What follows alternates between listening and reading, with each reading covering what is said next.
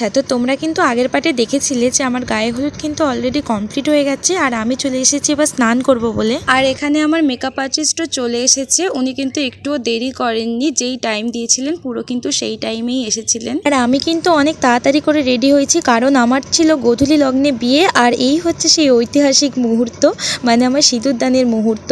আর finally guys আমরা girlfriend boyfriend থেকে husband wife হয়ে গেছি।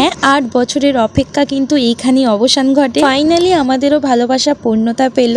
আচ্ছা, এরপর কিন্তু আর ক্যামেরা অন করা হয়নি, একবারে গিয়ে খাওয়ার টেবিলে আমি একটু ক্যামেরা অন করেছিলাম। যেহেতু সকাল থেকে আমরা দুজনেই কিছু খাইনি তার জন্য কিন্তু আমাদের দুজনেরই একটু খিদে ছিল না, ওই একটু না খাওয়ার মতোই খেয়েছিলাম। আর তোমরা তো দেখতেই পেলে যে আমার সাথে আমার বোন, মামি আরো অনেক সবাই খেতে বসেছিল। আর এইখানে আমাদের দুজনকে খেতে দিয়েছিল এই এত বড় একটা মাছের মাথা, যেটা কিন্তু আমরা দুজনের মধ্যে কেউই খেতে পারিনি।